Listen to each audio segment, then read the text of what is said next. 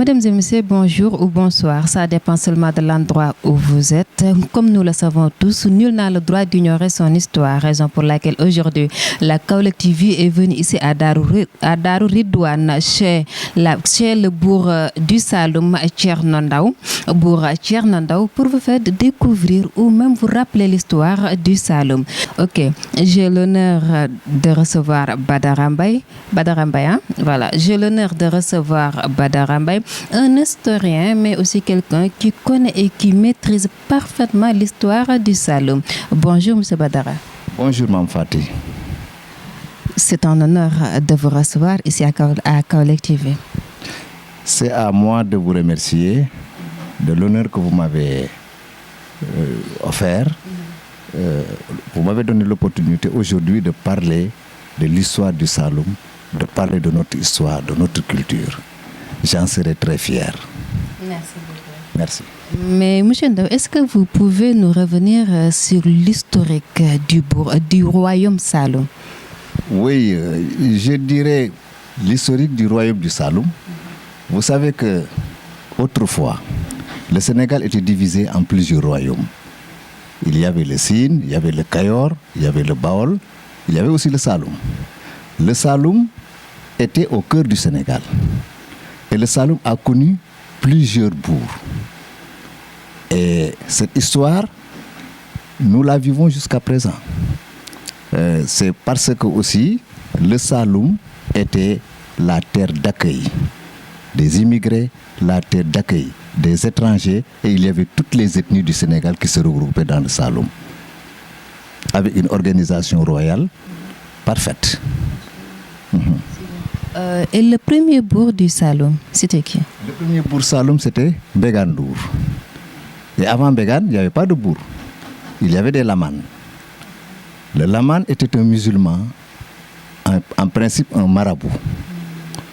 Et en tout cas, lorsque le moment est arrivé d'organiser le Saloum en royaume, Bégan a utilisé toute sa stratégie pour devenir le premier bourg Saloum.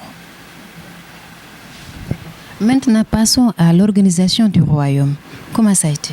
L'organisation était telle que le Saloum, à l'image d'aujourd'hui, le Saloum avait un bourg et le bourg avait sa cour, qu'on appelait la cour royale.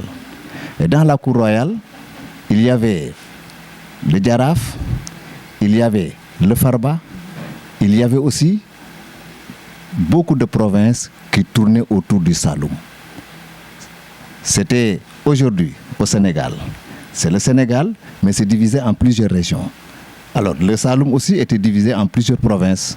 Et le bourg, qui était l'autorité centrale, résidait à Kahone, avec sa domicile, sa famille et tout ça. Maintenant, il y avait les Boumi Mandah, donc qui était un adjoint au bourg, un disciple du bourg. Il y avait aussi le bourg Djulor. Il y avait aussi le bourg Dionik. Donc, ensuite, il y avait, jusqu'à Kafrine, il y avait aussi le Belep Ndoukoumane. Et le bourg commandait presque le territoire jusqu'en Gambie. Et à chaque localité, il y avait son représentant. Ici aussi, au Saldan, à Kahone, il y avait aussi le Farba, il y avait aussi le Djaraf, il y avait aussi toutes les autorités, le Fara Djundjung, le Fara Dokhal, le Fara Djundjung accompagné de son Fara Dokhal. Il y avait en tout cas beaucoup de personnes qui étaient au service du bourg. Vous avez cité deux noms, le Farba et le Djaraf. Qui étaient le Farba et le Djaraf et c'était quoi leur rôle? Voilà, le Djaraf, le Farba d'abord, c'était en quelque sorte le Premier ministre actuel. Il jouait le rôle de Premier ministre.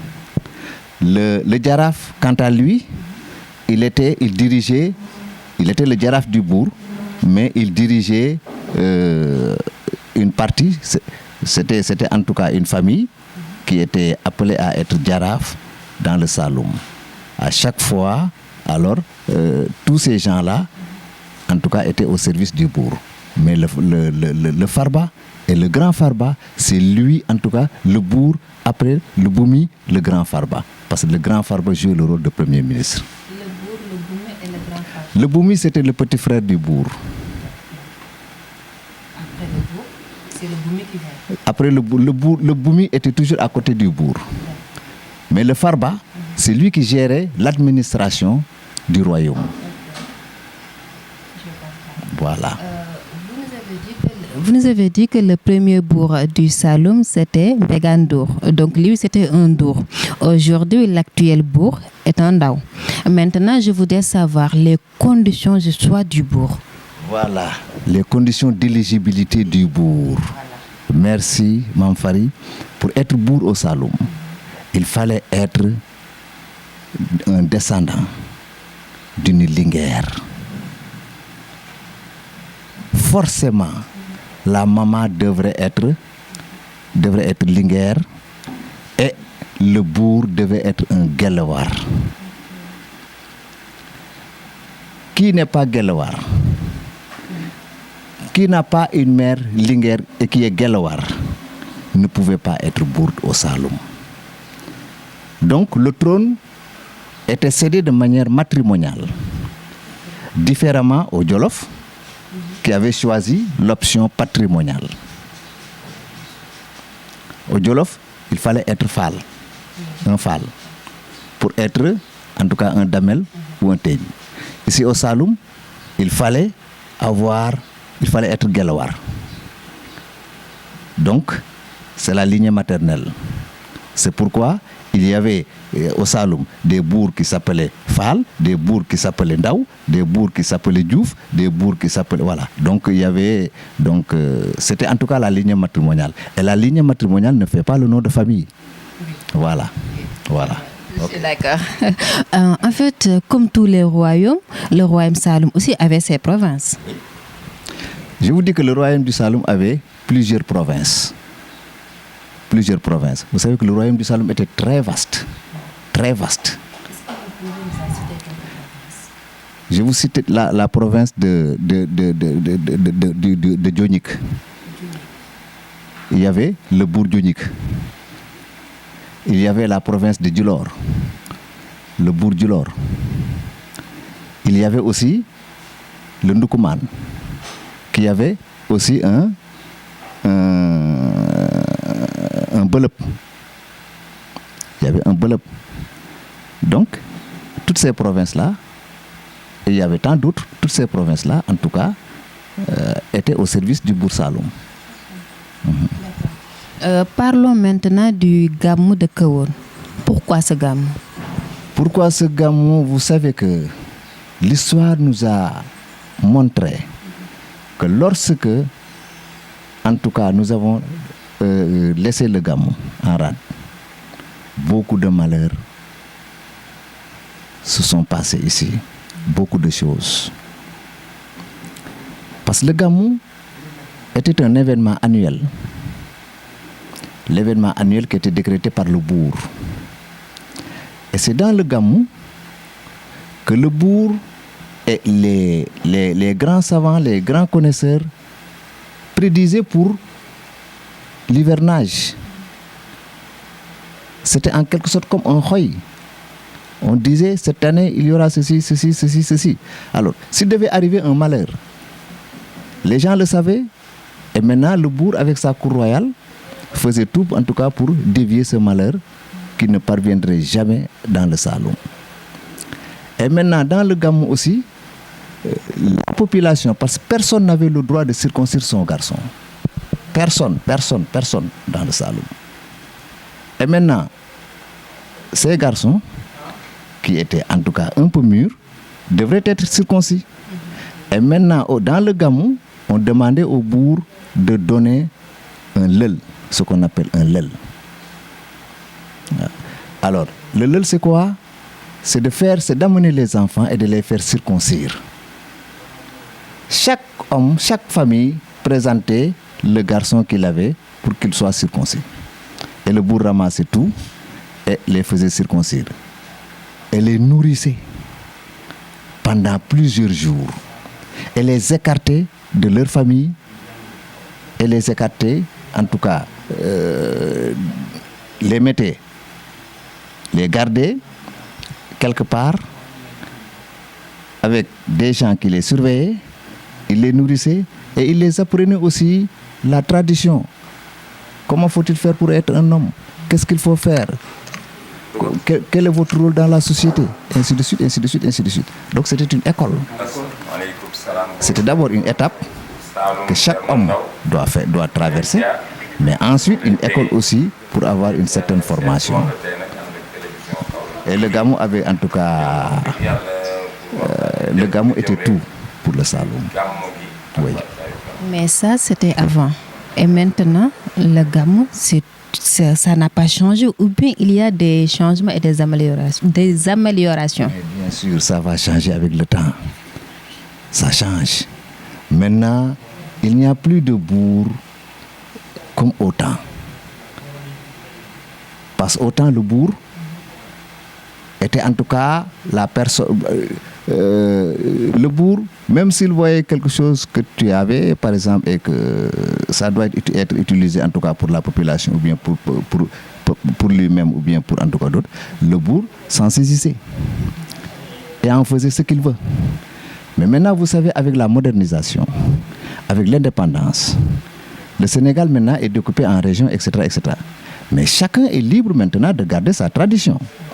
Nous avons opté de continuer le phénomène du bourg. Et nous avons ce bourg, un digne bourg, que nous avons à côté de nous, Tcherno Kumbadaga Ndaw. Sa maman Kumbadaga était Linguère du Saloum. C'est un pur Guelewar. Pur Guelewar. Alors donc, maintenant on organise le Gamou pour se rappeler de beaucoup de choses. Mme Fati, je vais vous dire une chose. Vous savez que le mot Gamou est un mot sérère. Les musulmans n'avaient que le Maoulid, ou bien les Ziara. Serigne Touba est venu instaurer le Magal. Mais le Gamou, qu'utilisent maintenant les marabouts et les familles religieuses, ils l'ont emprunté des Sérères. Parce qu'il y a le Ga et le Mou. Ga, voir en Sérère. Ga, voir en Sérère. Mo, ce qui était disparu. Ce qui était parti. Le passé. Donc, jeter un regard sur le passé. Ce mot, nous l'avons fait, nous l'avons créé. Et ce mot aussi, en tout cas, on lui donnait tout le sens qu'il fallait, tout le contenu qu'il fallait. Et maintenant, les marabouts se sont rendus compte que ça, c'est une bonne chose. Ils ont laissé ils continuent à faire le maoulid, mais maintenant on dit Gamou tel marabout, Gamou tel marabout, Gamou tel marabout, Gamou tel marabout, Gamou tel marabout. Mais le Gamou, c'est nous.